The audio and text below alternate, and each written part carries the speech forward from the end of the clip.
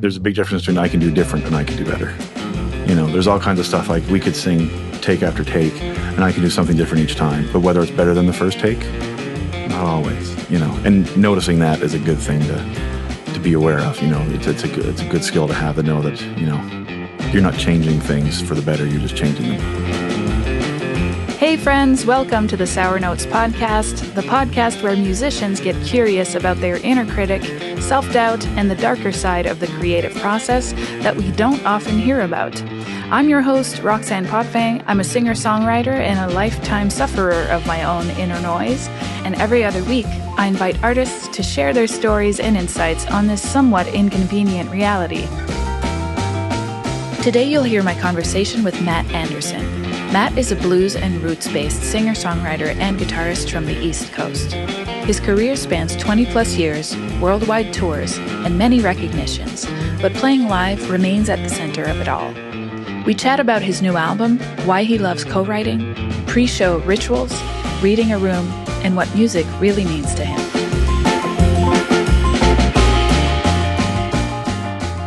Hi, Matt Andersen. Hi. Welcome to the Sour Notes podcast. Thanks for having me. How are you doing today? I'm doing grand. Gorgeous day. Gorgeous day. And we're here at Matt's house, actually, sitting in the kitchen. Yep. And it's a lovely thing to be able to talk in person. So thank you. Thank you very much for having me today. So you grew up playing music with your family. It seems that it was really just a part of day-to-day life for you. Yeah, I mean, music around home was just something we did. It's kind of was entertainment. It was, my grandfather came from the times when you made your own entertainment, before TV and all that kind of stuff. So, yeah, every time the family got together, there was music. His 80th birthday party, there was all kinds of fiddles and guitars and pianos and accordions and all that kind of stuff and singing. And it was a really big part of day to day for sure. Yeah. And so, do you remember the moment when you decided you wanted to do it professionally? Pretty much when I realized I could. I was playing bars and was having fun doing that and knew I wanted to quit my day job and just play music. And yeah, once I realized I could get away with doing that, that's when I did it. Yeah. It was never an aspiration when I was a kid to be a musician full time, because that's not what music was. It wasn't something anybody got paid for. Right. It was just something you did for yourselves. But once I got to the point where I was getting money for it, I thought, I'll try and get more money for it. Yeah, this works pretty good. And you were getting positive feedback right away. Yeah, I mean, we'll play in bars, you just got to play what people want to hear and drink to. So that was pretty easy at first. And then, switching over to doing my own music was a bit of a slow burn, but, mixing the odd cover here and there with your own shows and also then just, recording and writing was a whole new thing to look into. But it was all what I wanted to do and exciting. So I just kind of dove in. Yeah. Okay. What did music bring you personally, like that you wanted to make it for other people? To me, it's I have to remind myself lots of times that it's just music, but at the same time, it's one of the most important things to me. So I got to keep that in balance. But it was just the joy, of being able to make music and hear music and sharing that with people. And for me, when we made music at home, it was always a celebration. Whether it was a happy event or it was always like, it was a joyful thing and a positive thing. So I just, to share that and experience with other people is pretty great. Mm-hmm. Do you think that motivation has changed over time, or? I try to not let it change. Yeah. Especially as I tour more, and it definitely the money has become a bigger aspect to be able to do what I do. When you're living in your parents' house and using their car, getting paid in beer and chicken wings was like fantastic. But as you have bills and things to pay for, the money's got to be more of a focus. Which I'm very fortunate to be in a position that I have a team that takes care of that aspect of it, so I can still focus on as much as I can just having fun and playing. For me, a successful show is one that I feel good about. And I don't mind not making money if I've felt like I've had a good show. Right. If I haven't felt like a good show, I really hope there's money to offset, having a miserable time or not feeling like I made a connection. It's a weird push and pull with that, but yeah, it's still the drive is still at the core of it. To have a good time and enjoy making the music. Yeah. I was listening to the title song of your new album, "The Hammer and the Rose," and the lyrics made me perk up because it's about the conflict between the head and the heart, which is a fitting theme for this podcast. What would be an example of that in your music life?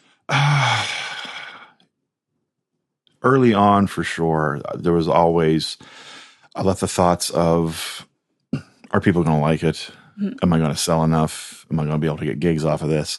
Am I fitting into the genre people want me to fit into? Those are all head decisions as far as I'm concerned. They're all the business side of it. And when I let that lead me too much, it took a lot of the heart out of it for me. Took some of the enjoyment. People would say, hey, what'd you think about this? Is this your favorite album you made? And I'd have to lie and say, oh yeah, this was definitely my favorite one to make. And that was killing me having to do that. So, the last few times I've decided to make what makes me happy and then just let it be dealt with on the outside, how it's dealt with, and not, it was stifling as far as creativity wise, and just, you'd build up so much in your head what it's going to do, and it'd just be crushing if it didn't do what you thought it should do. So letting go of that and just making music that I was happy with was infinitely better for me. How long did that take? How long did that whole process to come around to that? 10, 15 years, probably 4 or 5 albums, Yeah. And not that I'm not happy or proud of the stuff I've made, but there's definitely a different attachment to the ones that I didn't worry about that with, and just, went in and made the music live off the floor, which we did with the last album. That was, it's so much more freeing and so much more why I love music when we do it that way.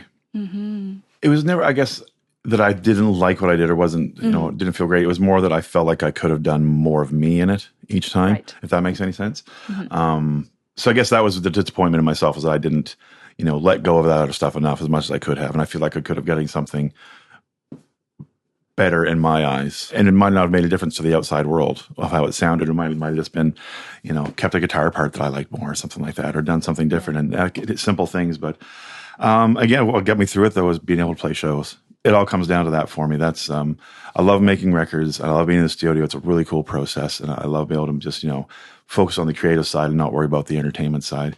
But at the end of the day, it's all to put me on the road. Yeah. And that's where I'm happiest and love to be. So as long as I had that and had, for me, I could have, if I had 20 gigs that I really did enjoy playing, but if I had one at the end of that felt great, that was enough to be like, okay, yeah, you should be doing this. You're okay. Yeah. Right. That's really your guiding star. In what areas of your music life do you say you tend to be hardest on yourself? Comparison is probably one of the biggest things. You look at other people, and sometimes as you look at their career and you think, why don't I get those opportunities? And there's so many factors, but it all comes down to, I'm not good enough. When you're looking at other people do things you think you'd like to be doing. And just musicianship too. I mean, there's, you can feel good in a room full of your family singing, and then you get out there with other people but doing it for longer, and there's better singers, there's better guitar players, so that comparison is there all the time, and that's a hard voice for me to shut up sometimes. And but then I just, it can bug me for a while, then eventually I just shake it off and carry on with what I'm doing. Again, it could be, one person who says, hey, you made me cry tonight. It's like, okay, good. If I made one person cry, then that's mission accomplished. Right. Do you feel that there were opportunities you've missed or didn't take because of fear or self-doubt? No, I've always been good at pushing myself into things I wasn't sure if I should be doing. I also try to keep pretty aware of where I'm at, musically and professionally. So I realize that not every opportunity is meant to be mine, which is kind of a hard pill to swallow sometimes. But no, I don't think I've never turned anything down because I thought I shouldn't have it or shouldn't take it. It's never gotten in the way that way. It's gotten more the way of just, kicking yourself a bit, wondering if you could have done more, which is a frustrating thing, and we all, I'm sure I have a lot of it. I'm sure we all have a bit of it. You think, well, I'm better than them. Why are they getting that gig? And what have they got that it's not so much that I'm better. It's more, what have they got that I don't, that I try to find. And, that can beat me up quite a bit sometimes too. And I realize, there's gigs I get that other people don't. So it all evens out. It's just little games that go through my head every once in a while. Yeah, so many of us. Right. Speaking of that, the harsh voice, Erin Costello in her interview made an interesting point. She says, first of all, the inner critic is there also to make us better. If you just accept everything you do as that's fine, then you don't have the motivation to get better. The problem happens when it becomes too much, when it gets harsh and it becomes, performance anxiety or perfectionism, and then it can get you stuck. So can you tell us about a specific situation or a specific moment where you felt like your inner critic was definitely getting in your way? This happens a lot, so it's hard to pick a specific Okay. situation. Specific, I guess. When I think of some of the projects I've done. We did one project, the Honest Man album. It was all overdubs, so a lot of it didn't happen until, like, a lot of the tracks were not until I was done singing, which was really weird for me. That process. It was cool to do it for once.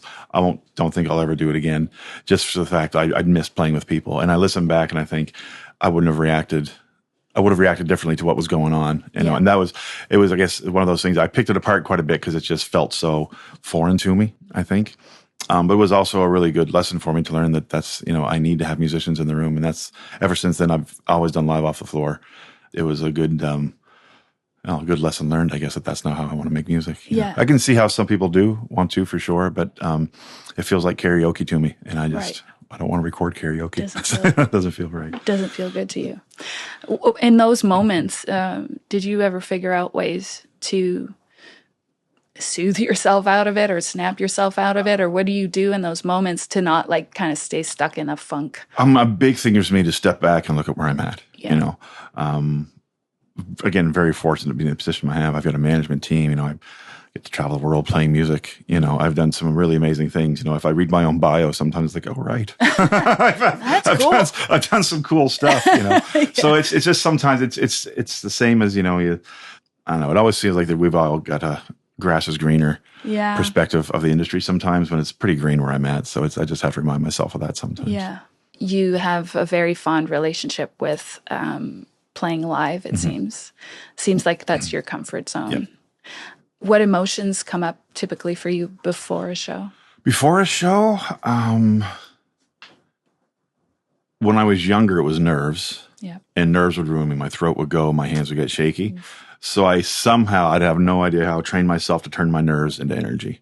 Okay. So I turned that, it would become a positive thing. I would be pumped to hit the stage. And that's still it. I still love to be on the stage. That first few strums at a show kind of tells me a lot of how the night's going to go. Mm-hmm. You can tell it's like, okay, night's going to be a junk night. We're going to have to crank it up a little bit, or they're feeling a little mellow tonight. It's going to be a good night for ballads, that kind of thing. Or they're listening to the jokes. And some nights it's like, this is going to be a slug. It's going to be a hard night, but we'll be able to get through it. And at the very worst, I'm playing music. So yeah, that's, I guess but for me, a good show is like a good conversation or a good visit with a friend. When you're done, you just feel fulfilled, and it feels like you both got something out of it, and you look forward to do it again. Yeah. Do you have any pre-show rituals to get you in that space? Or I love quiet before a show. Yeah. Yeah, I really do. I love having my own space. It's tough when you've got a band, and everybody's, I want everybody to be pumped up with energy, but I don't want any of it around me. I like to be by myself if I can be, and just quiet, and then, zone in. Kind of nothing in between me and the stage if I can. Just, conversations leading to the stage. I don't like everyday conversation before I go on stage. I just want to watching the show. If I'm out on a tour with an opener, I like to catch their last couple songs, give me an idea of how the crowd's feeling. And if I can, I love to get a shower before a show. Mm-hmm. I don't know. I just like that. And changing my strings, that's something that's always like my getting into show mode kind of thing. I don't change strings at home. What's going on in your mind in that time? Are you kind of reviewing your set, or are you kind of just talking to yourself nicely, or what's going on? It's just a pretty calm situation, really. I don't bring in a whole lot of thought. Again, I'm fortunate on the road. I've got a tour manager who takes a lot of the pressure of gig stuff off, so I don't need to worry about that, really. Mm-hmm. I just try to focus on, being in the headspace for the show. Mm-hmm. If I have too much going on in my mind, I can feel my mind drifting during the show. When that happens, whether there's an actual disconnect, it feels like there is, So if I'm thinking about something else that bugged me, my body's been doing it so long, the chords are still right and the words are still there, but I'm not. You're not. I'm almost watching it happen more than in the headspace of making it happen. Yeah. I just try to kind of stay in a space of like showtime. Let's go. I get my stage clothes on, which I think, for me is a bit of a switch. It's like, okay, when I put my nice shoes on, that means it's going to be showtime. Yeah. Yeah. It's interesting. The ritualistic, they talk about that a lot, that it can help, because I've been listening to and reading up more in the last few years about athletes and how they prepare for performance, because I think we can learn a lot, because we are performers equally, and we kind of can run into the same snags, before a performance. And there seems to be an encouragement in pre-show ritual, like, you know, like, clothes or like a certain playlist or, you know, and the repeating of that. So it seems like you've gotten into that. A little bit of that. Yeah. I guess for me, because the biggest concern is you've got to hit the stage hot. You know, even though you've got 75 or 90 minutes to build a show, you can't start out too slow. Yeah. You know, you can't warm yourself up. You've almost got to be, you've got to have mid-show energy off the top of the show, which is, I think, hard for some people to get into. But for me, that's the headspace I go into. That's how I build my sets too. I don't hit them as hard as I can, but you don't want to lull them into it too much either. I think for me, anyway, for how I like my shows. But that's always the thing, is kind of being in a headspace. It's like, okay, showtime, like you make the switch and get out there. You know, you can't bring the day with you to the stage for sure. Yeah.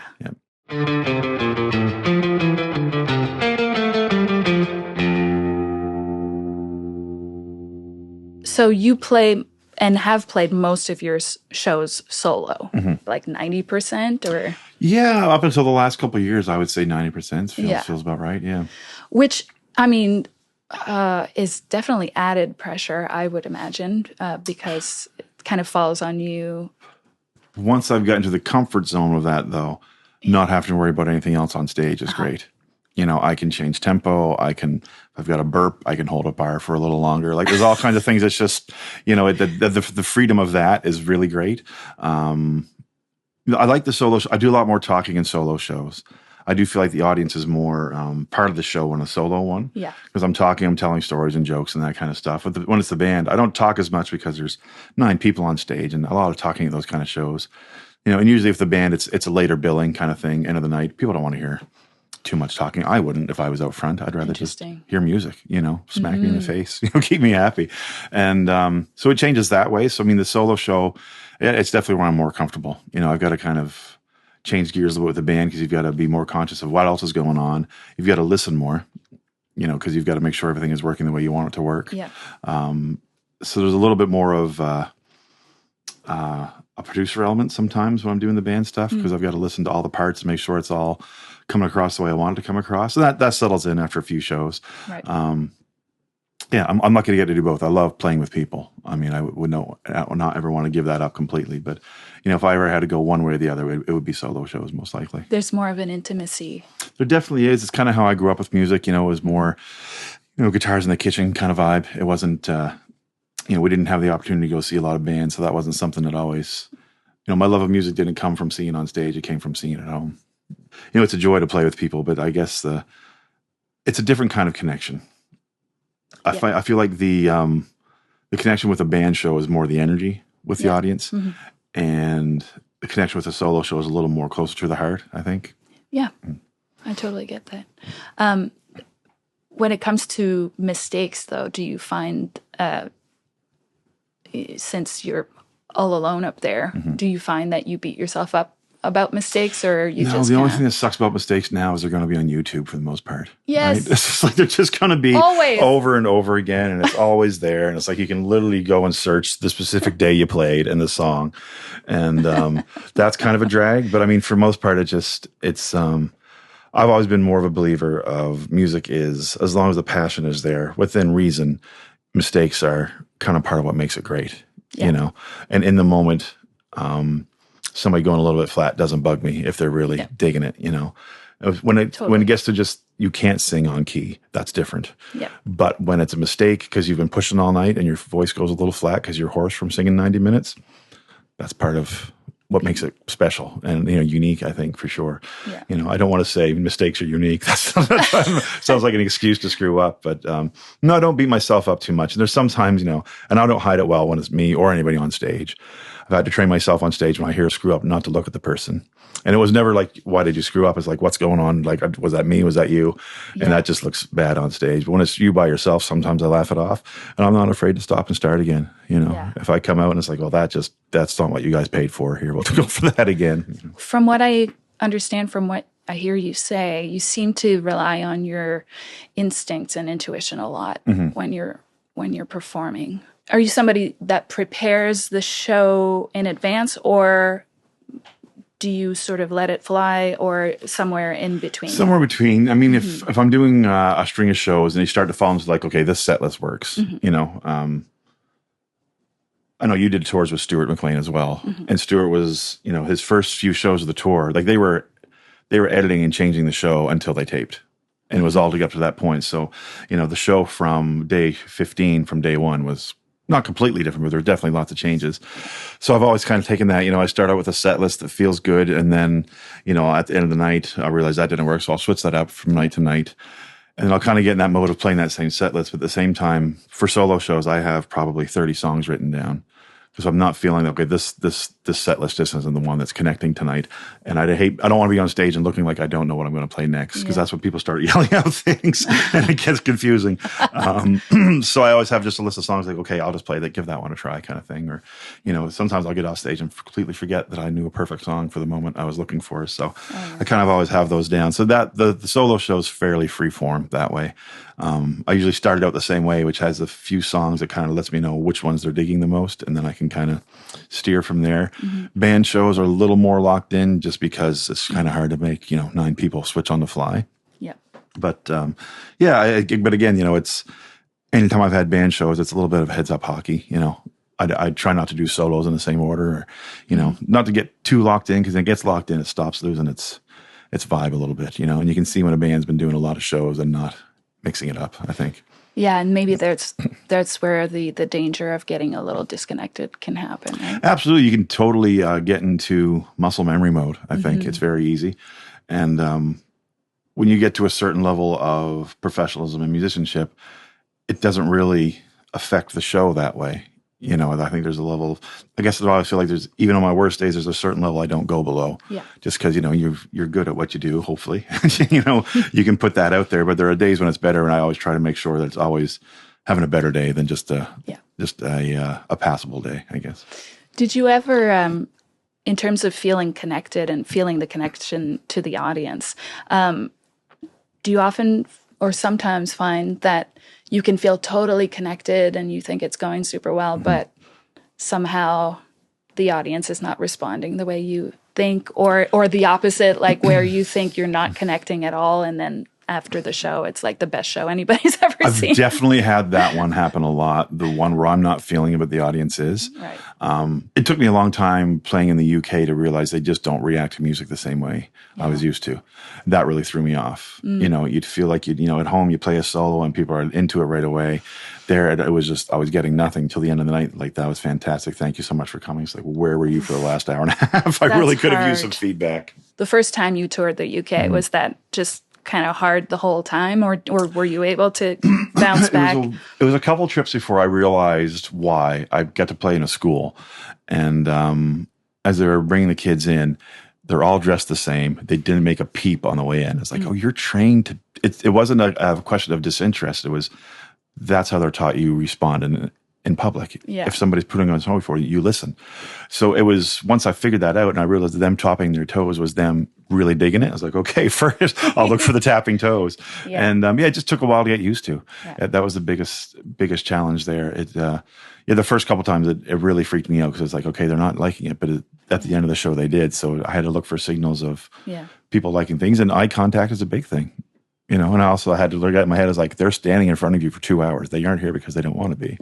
So just little tricks to teach yourself of, it doesn't always have to be the same. It does, their appreciation doesn't have to be my version of appreciation, I guess. Right. Now, one of the biggest challenges for me is phones. It's one of the biggest things that's a distraction for me. You look out and you feel like you're making a connection and somebody's got their face in their phone. It makes me want to stop and just ask, like, you don't need to stay if you don't want, but it's also just the norm for people. Some people are either watching the whole show for their phone. It's like, it's not even better to me, really. No, if we were talking right now and I had my phone up between us, we wouldn't be talking, and it's, to me, it's a big distraction, and I'm the worst for, if I see one person doing that, it can kill a whole room for me.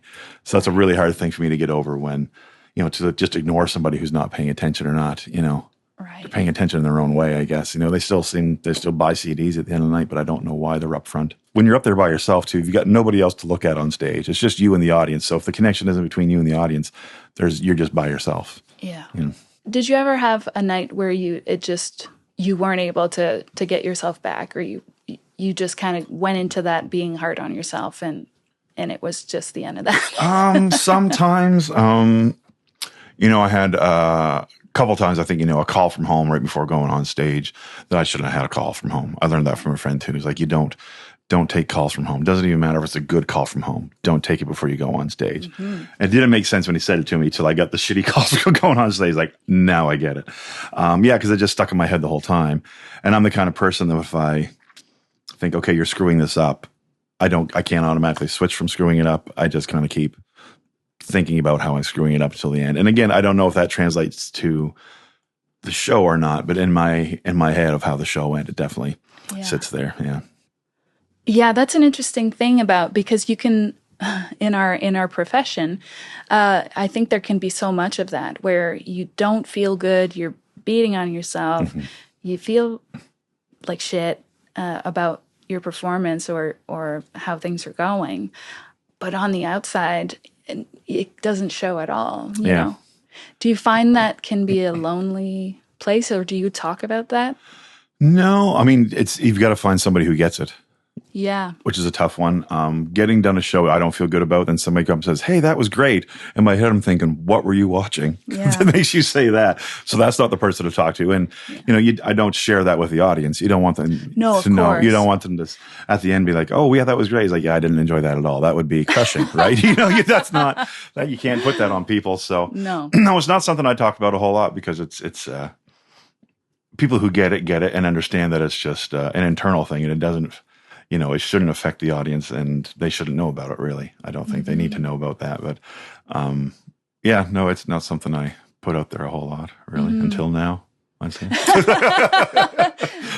No, but, and it's not to, like, make people feel bad or I hope that there can be more support amongst musicians or even in the industry or in the training or the schools where there's more tools available for people to be able to know how to navigate this stuff. And I definitely think it's one of the deciding factors for people who want to stay on the road or go on the road. It can definitely be discouraging if you don't find your ways around it. Yeah. And I think anybody who has found a way around it for the most part has found their own way around it. Yes. And for me, it didn't really, a lot of things that I was feeling I shouldn't feel were a lot better once I talked to other musicians who I respected that felt the same way. It's like, oh, you don't like going to people's houses for supper after gigs either. Awesome. Good to know. It's a very generous thing, but at the end of the night, it's like, I'm off to play the next day. So I'm just kind of when I'm in road mode, I'm in road mode. And I always felt really guilty about that because again, it's a very generous offer, but I got talking to some, musicians that have been at it for a while longer than me. Like, no, we understand completely. That's the show's not over when you're still going and doing that stuff. And it's the part that people don't know about when you're signing up, metaphorically to be a musician. There's a whole bunch more of yourself you have to put out there than just what's on stage. The stage part is easy. That's the part that we all love, but it's the after stuff that can kind of be a bit of a grind sometimes. Absolutely. And to know, and it takes a long time to figure out what you need to do and what the boundaries are for you to be happy and comfortable and be able to keep going for years and years and years. Speaking of social situations, I've heard an interview of yours where you said you're a fly on the wall at a party. Yeah. And I know I've seen that. I've been at one of or a couple of your parties, and you weren't around too much, but totally comfortable on stage. And I'd like to explore that a little bit because I think it's the case for a lot of musicians. I'm definitely one of those people.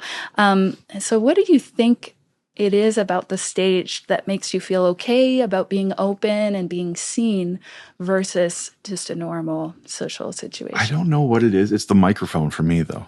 Okay. When the microphone's there, I feel like it's some kind of a barrier. Like if I do a house concert and there's no microphone, I feel weird. You put a microphone in front of me and it doesn't bother me a bit. I'm not sure what the difference is. But I guess the microphone just signifies like, you're where you're supposed to be. And it's a different focus, I guess, than trying to fit in. It's more like you are fitting in kind of automatically because you're the one with the microphone, maybe. I don't know. But that's always been a thing for sure. And I think for a lot of musicians, we got into music for the love of music, but also it's something you can do by yourself. You know, it was made for people who don't want to talk to people. You can sit in a room, tell your thoughts to a guitar, and be totally fine and comfortable. Yeah, and that's another thing. So Carter, in his interview, brought this up, and I thought it was such an interesting point because he kept saying, you don't have to do it in front of anybody. You don't have to share it. You don't have to do it. This is something that can bring you all the joy just by doing it by yourself. And I thought, that's something else that I think we don't really maybe spend too much time thinking about, because when we become musicians and suddenly it's like, well, the path forward is to do that professionally. The path forward is, you know, to quote success is going on the road and being in front of more and more people is the goal. Right. Really, and, right? you know, exactly. And then suddenly if you're not doing that, or if it's not working, then you feel like you failed. And I think it's a very important element to consider in our decision to being professional or not, you know. People say before you get in a relationship, you should be comfortable by yourself. I think before you go and play in front of people, you got to be comfortable playing for yourself, because there's been times on stage that I feel like this show's for me tonight. You know, I'm not, you know, you've got to be confident in what you're doing and comfortable doing what you're doing, especially when you're doing things like, you know, you could play in front of 2,000 people one night and then take a 4-hour flight, 3-hour drive to play in front of 7 people that night, you know, and you've got to keep that same connection and joy in what you're doing. That can be hard sometimes, for sure. You know, there's all kinds of little voices that pop into your head, but you've got to play the same show for no matter who's in the room. You know, I've always tried to keep the mentality that play for who's there, not who's not.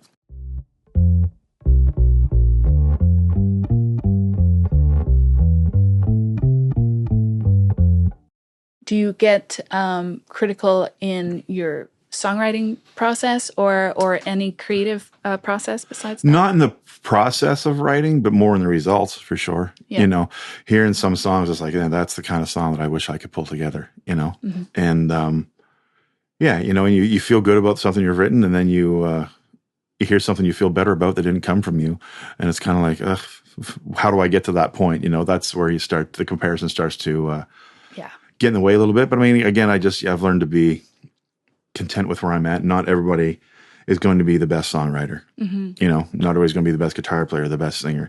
There's all kinds of levels. And, you know, I think, I almost think it was maybe Bill Withers that said, you know, a lot of young musicians, one of their failings is they don't realize where they're at. Yeah. And I think that's something I try to be conscious of, is like, you know, I feel like I'm a decent guitar player. I can sing and I write songs that I like and people like.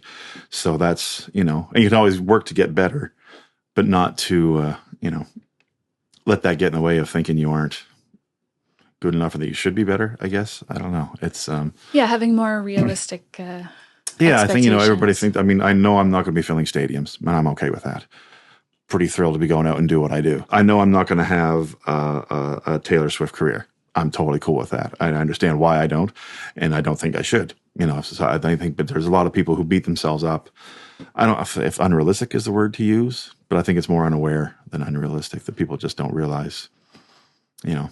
Yeah. It's like when you watch these idol shows, people get on there and they think they're the best singers because their moms have said they are, but really, you got to listen to somebody else beside your mom, I think, if you're going to have a good, that's a tough one, I think, because it comes down a lot to, you know, your own level of self-esteem. And I think having a little bit of delusion can be healthy. I mean, a lot of us, I think, it helps to sort of strive and, you know, have belief in ourselves, and it's a motivator, you know, to be able to visualize the big stage, and, you know, probably useful to some extent. But when it gets to be a little too disconnected to reality, then and I think you can ignore where you're at, which I don't think is good either. You know, to not be, you know, if you're constantly thinking you're below where you should be, then you're not taking in where you're at. I don't think you're missing out on what's happening, and that's when it can be detrimental for sure. And the opposite too. If you think you're better than you are, then you get in trouble. Right, exactly. A lot. Oh, I mean, there's the amount of humbling that has gone on over my life is great. I'm happy. I'm open to it, and it's also, it's the same thing. It's fun to watch somebody be humbled sometimes. We also have those person like, I know you think you're great, but I've got a guy next door who's chopping wood that can play circles around you. So it's a weird thing we do to ourselves, that whole comparison. But I think, being aware of where you're at is good for you, I think. Absolutely. Yeah. Absolutely. I've noticed that you've co-written a lot with quite a few different artists. Have you always enjoyed that process of co-writing? No. It's almost become a bit of a crutch more than anything. I do like it now. When I first started, it was kind of weird, because opening up to people to get something decent can be tough right off the bat. Especially I've gone to situations where you go down and it's like a hit writer kind of person. And the idea is you go in, you crank out a song and it's going to be something amazing. Those situations have never turned out like that for me. It's always been a block. It's always been more of their headspace is in a different headspace than mine. And it's hard to open up on somebody when they're trying to keep things fluffy and you're trying to get gritty with it. That kind of always a challenge. I did most of my writing early on by myself, and I'm trying to get back into it more just to kind of strengthen that muscle. But yeah, I love writing with people. It's an instant critique between the two of you. I feel like I get better songs that way. And also, I'm 12 or 13 albums in. I don't want to do the same things, which I find if I'm by myself, I just start ripping off my own ideas. And it's like, oh, I've written this song already. This is just a different key, pretty much. So, and also I find people whose styles I write. If I want to write a story song, I go to Dave Gunning and hang out with him. I love his writing. And Tara Spencer is somebody who I've hooked up with on the last few albums, and she's great. She pulls out different things that I wouldn't pull out of myself. So it's just, I find I write better when I have that with me, than I do by myself. I'm getting better at it by myself, but it's still something I need to build muscle in. You like to have that jumping off. Jumping off point, it keeps the ball rolling. It also keeps me from giving up. Tara and I have sat in this kitchen for 45 minutes, not saying a word, trying to come up with the next line. If I was by myself, I probably would have stopped after 10. Right. But like, okay, that one's not going to come. Yeah, the help of community. Actually, probably a good antidote to self-criticism, maybe, to have a good community around. Absolutely, and it's good to have. I love writing with friends or people I know, or people it's a hang kind of thing, like have supper first and get into tunes, or spend a weekend together kind of thing. Those are the best ones because it's a lot easier to get to the real stuff that way, I find. In writing with people I've written with before, or I know personally, it's pretty easy to be more honest in songwriting too. And also knowing that you can be dickheads to each other about something, like just flat out say, I don't like that. That's not a good idea. That's not going to work at all. And then nobody gets offended. Nobody walks away from it. Nobody's shut down. That's a tough thing to do sometimes with new people. For me anyway, to just be like, I don't think your idea is good at all is a very harsh thing to say to somebody who doesn't know you or know where that's coming from. Well, I think trust is a huge part of being able to be open and vulnerable, and so that makes a lot of sense. And by the same token, I think trust within ourselves is also the answer to a lot of those challenges. One of the reasons I want to work on solo writing is to be better as a co-writer. To be stronger going into that and not be so reliant on the relationship and kind of, if you weren't here, I could do this on my own kind of thing. What do you think's holding you back from writing solo? Did you just, Just kind of fell into the co-writing thing and it became a crutch, really. Just having somebody else to bounce those ideas off to keep you motivated. So now when I get into a solo situation, it's to push through the lull of writing a song, which can, if it does, the first two phrases or the first two verses in a chorus come easy and you need that last one to tie it together. And sometimes it just doesn't show up. And I find sometimes too, co-writing, I more critical of what somebody else says because I don't want to screw it up the song. So it also makes me kind of more look at my parts a little more harshly than I would maybe by myself. So I guess I've almost tried to turn solo writing into a co-write in my own head, if that makes any sense. Try to have that makes a lot of sense. You try to have you can't have two completely different points of views, but to make sure you're stepping back enough from it and opening up as much as you can to what you're doing, and also not trying to open up to yourself as much as you would to somebody else, which sometimes might be harder. What you're describing is a lot of what they they say in like creativity training and stuff. It's like, there are two people up there, actually. There's the excited person that just wants to write something, and then there's the editor, right, that comes behind. So the idea is to get the first draft out without the editor getting in the way, which is our self-critic and all that stuff, and bringing the editor in afterwards to sort of tidy it up and like make sense of it. When we do sound checks, lots of times I'll just make up songs on the spot. Oh, yeah. And lots of times it feels fine, but I can't turn that on when I go to write for some reason. It's a really weird thing, but I'm getting better at that. So that's like, I guess when you're doing a sound check, it doesn't matter. So I've got to get in the headspace when I'm writing. It really doesn't matter either, Right. But it's it's sound checks, and I come up with lines like, oh, that actually makes sense, and it's whatever. It's always just making fun of my sound man or something like that. It's not anything too deep, but the comfort of just making up. The goal is just to make the words rhyme. That's all it is when I'm doing it on at sound check. Yeah. So and then it comes up with some interesting stuff that if I thought about, I would I wouldn't put that in a song, I don't think. Right. But, so I guess sometimes letting the critic not show up until it's needed is definitely important. Yeah. And it's figuring out maybe how to create that atmosphere for yourself if you're going to write a song. Like I experienced this at home for myself, just with work or any kind of task that I set myself to, like, oh, okay, I have to work on this today or whatever.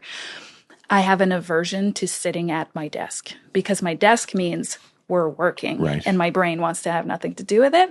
So if I know I have a task, I get into the most comfortable spot, blanket, little tea, and so that my brain doesn't associate it with work, So I don't know if in there's something that you could maybe apply to your own, like, so that you keep the writing not a mind space where you put pressure on yourself, but where you just go to explore and like you just. Yeah, I mean, a lot of it is letting myself write just to write. Yeah. Which I've kind of always written by necessity. It's like, okay, I'm getting bored of these songs. The audience must be getting bored of these songs. Time to make a new album and put out some new music. Yeah. So it definitely makes sense to not write when I have to. Right. Would be a little more liberating probably in that. Which lots of times when I write through the year, if I do some co-writes or just, sit down to write, there is no pressure. It doesn't need to fit in anything. It's just to write for the sake of writing and creating for the sake of creating, which is what we should do, I think. Do you find it fun? Do you like just generally?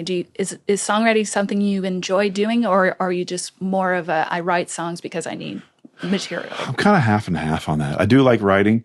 I don't think I'd like going out and performing songs that other people had written, all the time. Whether they're like not necessarily covers, but like the whole Elton John situation. Having a person who just wrote for me to sing. I don't know if I'd like that as much. I do like having my own songs when I go out. So it feels like it's more necessity than getting things out. But when I sit down to write, there's ideas I want to have and put out. But I do like it. And I love writing with people. I love the completion of a song and the feeling like we got our message across in a way that's interesting to me for sure. But at the same time, it's to get me to the stage again. Still, that's the end goal. Yeah, for sure. Have you ever struggled with creative block or burnout? Been dry spells for sure. Yep. That's one thing that helps. The co-writing helps with is it forces you out of that. Right. And also co-writes feels a little bit like it's not always for you. It can be writing for somebody else, or it can just be to write a song with somebody. Maybe you both record it. Maybe you do. Maybe you don't. Co-writing, I think one of the reasons I fell towards that quite a bit is it got me out of those situations easily. Right. It was like a buddy to pull you out of the pond, right? You're just somebody right there. I've definitely had those things where the creativity isn't coming or I'm not happy with what's coming, which is also a big thing for me sometimes. It's like I can write something like, well, that felt like a wasted 4 hours. It's not going to see the light of day ever. I hang on to it because there's bits and pieces in there that I might have liked, but that's definitely a thing. I don't know if there's any of us who don't have that. I'm not sure.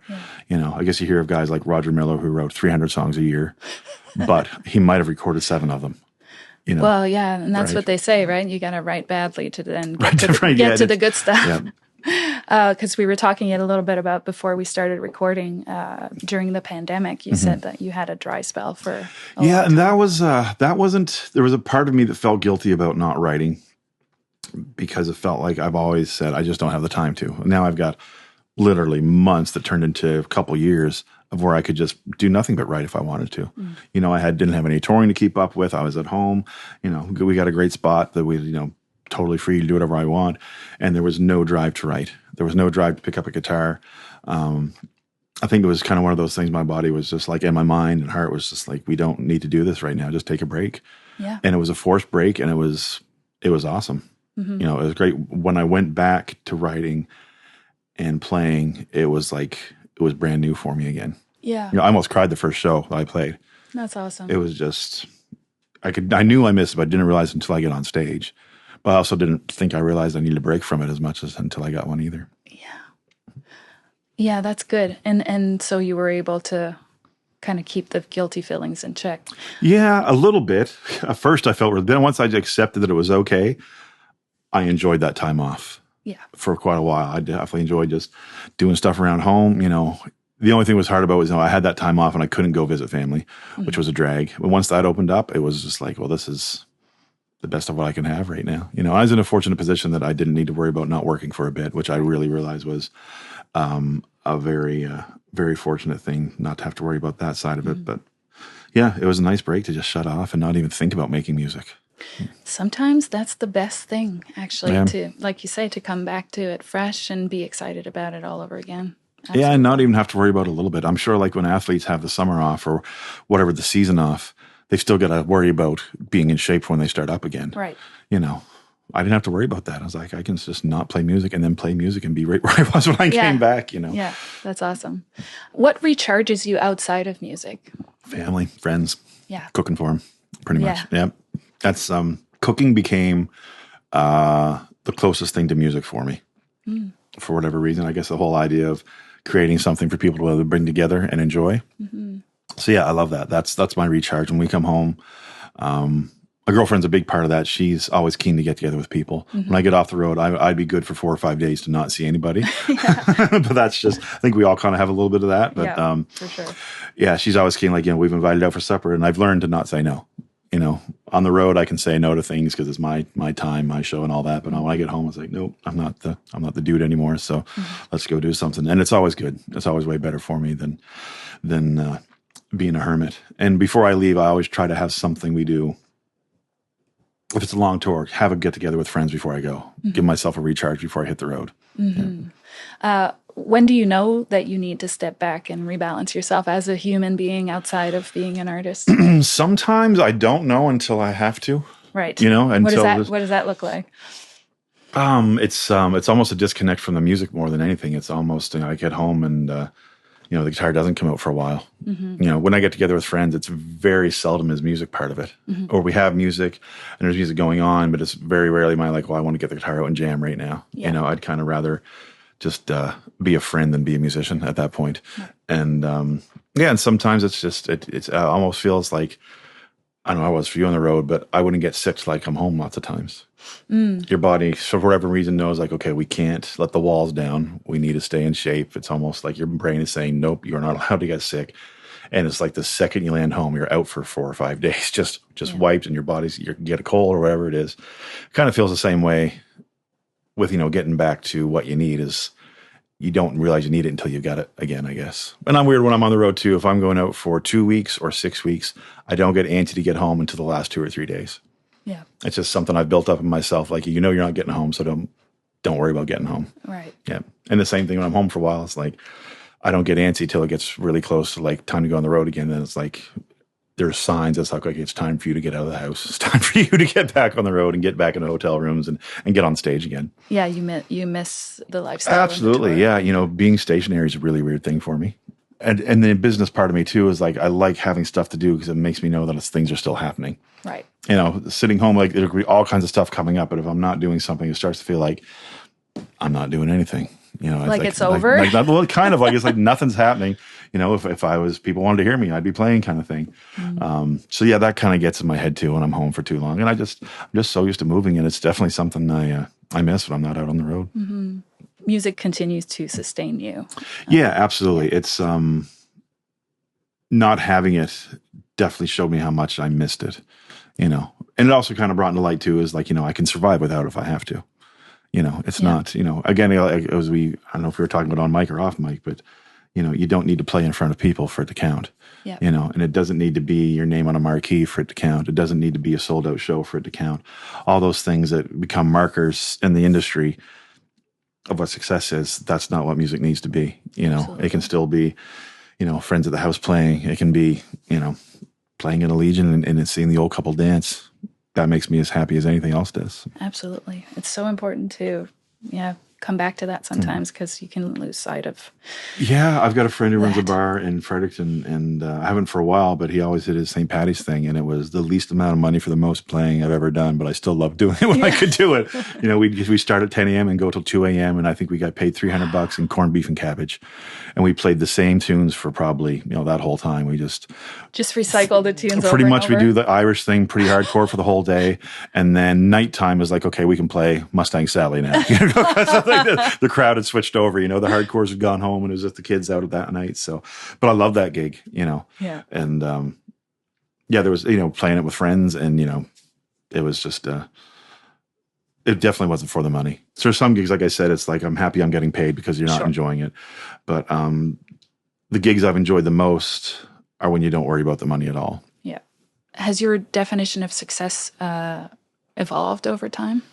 Yeah, when you first start, it's you want the big gigs, you want all the things you think you're supposed to see, on from MTV and that kind of stuff, right? It's supposed to be a tour bus, it's supposed to be this, it's supposed to be big rooms, it's supposed to be marquees, it's supposed to be big tours and all that kind of stuff. And now it's I've got my bills paid. Right? I've got a car I like driving. I've got my own studio. I've got a yard that I'm cool to, a home I'm happy to come home to, a person I'm happy to come home with. I think hopefully just people in general, that what success changes, I guess. And what people tell you successful is very different than what success is. I mean, the amount of people from home or that I've graduated with that still look at me as like, oh, musician, how's that going for you? It's like, well, it's going great. I'm really thrilled. People still look at our profession as a struggle, I guess, which I guess it definitely can be. And there's definitely points when it was, but, or not serious, maybe. Yeah, totally. Because I guess still it's a side thing. Where for me, it's been the main thing. It's like it's put me in my house. It's given me everything I've got. So, that's changed over the years. Success has been, I don't want to say more realistic, but more meaningful of a version of success. All the superficial stuff of, limos and cars and music videos, that just really doesn't even appeal to me anymore. Mm-hmm. But being able to play and have people come to my shows, the fact that I get to fly in a plane and get to a town that I've never been to before in my life and have people show up to hear my music, that's a big win for me. Made it. Totally. Yeah, I've toured the world. I still fortunate enough. Sometimes it's easy to get caught up in the hustle bustle to not let things sink in. But I get to land in Denmark this year for a week and play a festival. That's amazing. I've done gigs where I've played one night in Halifax. The next night was a gig in a pub in England. Got on a plane after the Halifax. I played with the symphony, I think, and I flew over and played with Dave Gunning and Jessica Ray in a pub just outside London. To me, that was the most rock and roll thing I could ever do in my life. I was like, this is the life I live now. I thought it was great. It's like, I'm going to be tired of shit. I'm not going to be able to do it. I'm going to be just beat up when I get there. And that gets me more pumped than anything.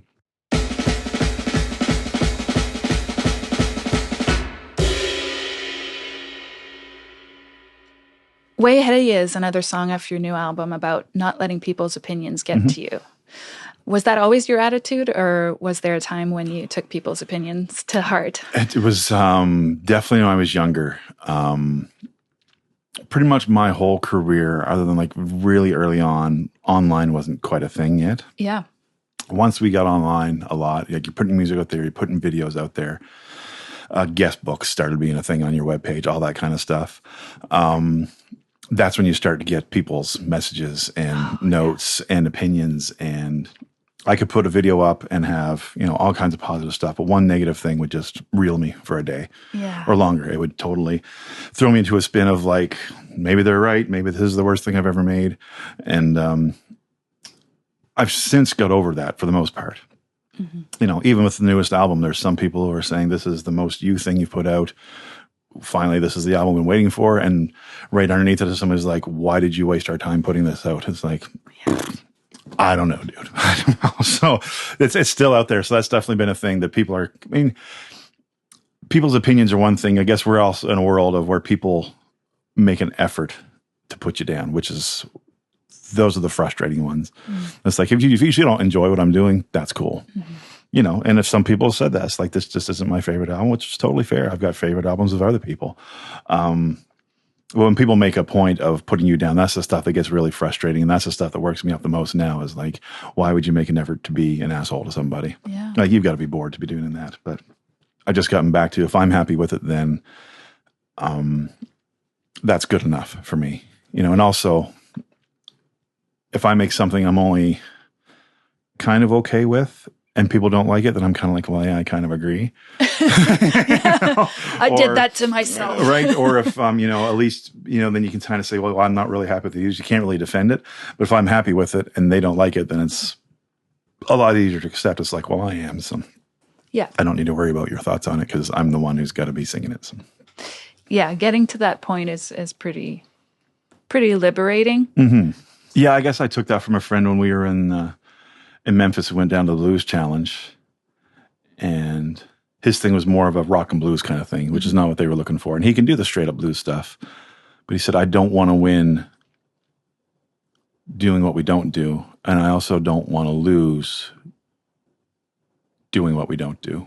You know, right. He didn't want to go in and lose and know that, well, I didn't even do what I'm comfortable doing. Right. You know. He also didn't want to win and end up being stuck doing something he didn't want to do. So it was like, it was just, that was always a good moment for me that I would go back to that. I was like, just, you know, do what you do, be confident in that, be happy in that. And then if it fails, at least you can say you did your best, which is important to me. Yeah, absolutely. So how do you balance the pressure of wanting to achieve, you know, great things with your music without becoming overly critical? Gunning's got one of my favorite quotes about that. I'm not sure if it comes from him, but that's where I first heard it. Was there's a difference between scratching your arse or tearing it to pieces. You know, you've got to kind of know when you've done enough. And I'm also fortunate. My view on my music I enjoy the most, it isn't perfect. You know, I've learned a lot. You know, when I'm in the studio, especially doing live off the floor, it's the overall take that counts, not my own part. So, you know, there's a couple tracks on the new album. It's like I would have, you know, if I was going to pick it apart, I would have gone back and re-sang that. But the band was so locked in. It's like, why would I scrap all that just for one note that I'm singing? So that kind of just applies to, you know, even goes out further. It's not picking it apart too much because it's not going to benefit you in the end. You know, trying to keep the whole picture, the big picture, I guess, in view is the best approach for me on that. Yeah. And also, you know, I mean, this is maybe kind of cliche, but the fact that we can always retake everything also is totally can get us stuck in nitpicking and perfectionism. It's that's another reason I guess I go back to the live off the floor recording, because you've kind of got you can't pick it all apart. You know, you can't go back and fix things. You've got to kind of be accepting of what you've done, but it also makes everybody in the room focus in more. Makes me focus in more. It's like we don't have the luxury of just like, oh, I didn't like my take. You can't half-ass it. You know, you just got to give it every take. Which, it can be too much of a comfort, I think, or a fail-safe to be able to go back and fix things all the time. You know, it can get in your head of like, well, I don't need to really try because I can always go back again. Yep. I don't like having that mindset. I'd much rather do harder work less than easy work more, I guess. Yeah. Setting it up so that you don't give yourself the option, I think. Yeah, you got to get rid of the net, I think. Yeah.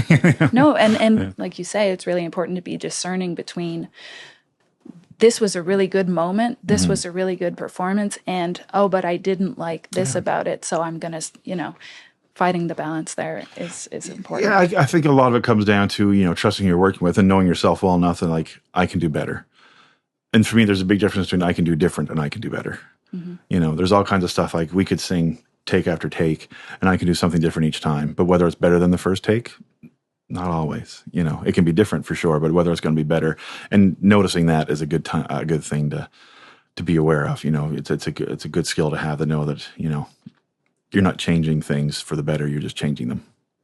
Yeah, and being connected to that intuition again, that little whisper that goes, yeah, that was really good. Right. Don't fuck with it. That's right. Leave it alone. Yeah. I mean, I find I know for the most part, anytime, like when I finish a take, if it's the one I wanted. Yeah, you just know. You really do. You can listen back again and be like, okay, well, maybe that went a little off there. But for the most part, you kind of like, okay, that felt like I've reached the point of I can do different now, but I'm not going to do better. But like keeping access to that internal sort of knowing, that's where the brain gets in the way of that. Yep. You can definitely think yourself out of being happy with what you're doing, I think. Absolutely. Yeah. Maybe the thing that we need the most in this whole endeavor is to stay connected to our intuition, because the intuition being sort of the inner knowing, the authenticity. It's the self-awareness and all that. Yeah, that makes sense. I think there's a lot of things underneath the intuition umbrella for sure that, nobody's ever put it that way. And so many things that can get in the way of that, and especially in a context of a career. Yeah. Yeah, absolutely. Creativity-wise, I think intuition is a big asset for sure, because that's when we know when we're ready to move on and whether we like something or not. It's all gut. For sure. When I write a song anyway, it's like, well, okay, I like that. I like hearing it back. A big thing for me is, when we're done recording an album, before we do mixing or anything like that, I just listen to it over and over again to a point where I like it. And I'll know right away. If I'm not digging it, I'll know right away. And that's I think that's a big part of the creative process. But in the business side of things, there's definitely times that it's like, oh, this just isn't feeling right, and I don't want to do this, and I'm not going to go forward with it. When I was younger, there's a lot of things like, I'm not feeling good about this, but other people tell me this is what we should do, so I'll stifle that part of myself and go forward and hope that they know what they're talking about. And for the most part, it's usually been good to kind of shut it off a little bit for things I didn't know. I didn't understand why we turned down, 10 gigs for $250 instead of waiting for the one gig that paid $2,000. Yeah. Didn't make sense to me. It's like, why I can play every night. Why don't I play every night and make all this money? It's like, well, you can do that for the rest of your life and never get any further. It's like, okay. Yeah. So that's when you lean on the people who know. It's like, okay, there's reasons why we do things the way we do things.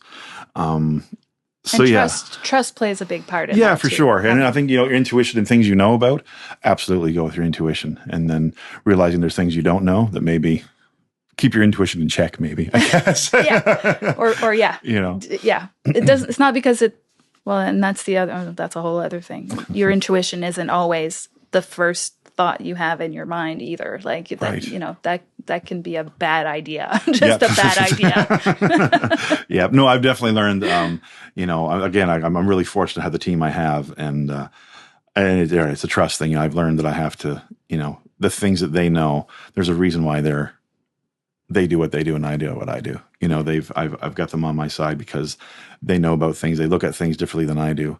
Otherwise I'd have, ugly album covers. Like, to me, it's like, this looks really cool. Like, I don't think that's what you need to put for the rest of your life out there. It's like, okay, fair enough. And even on the last album, we had I have a song there called "I'll Always Be Your Son" about my dad, and I thought that'd make a cool album title. And some of the office pointed out, was like, if you do that, you're going to be talking about your dad at every interview. It's like, right, I don't want to do that. Right. So, so it's that, and my intuition was like, this will be great, Dad will get a kick out of it. But it was a great point. It's like, she knew me well enough to know that I'm not a person who's going to want to talk about my family every time I do an interview, and that's going to mean I talk about them every time I get on a microphone. Right. So, yeah, that expertise is useful for sure in those instances. I'm going to ask a question that I ask all of my guests. Okay. If you could talk to a younger version of yourself, what would you tell them about self-doubt and the inner critic and what you've learned? I think I would tell myself the inner critic is more important than the external critic. Again, be happy with what you're doing. don't change what you want to do to make other people happy. You're never going to make everybody happy. It's definitely a big one, be happy with what you're putting out. What we just said, really, that's been a big thing for me. If I'd let go of that earlier on, I think I would have been, I don't want to say happier earlier on, but I would have been more content with what I was doing earlier on, Yeah. But don't strive to be something you're not. Strive to be the best you, not the best what other people want, I think. Yeah. Well, we're going to leave it here. Okay. Thank you so much, Matt. Thank you.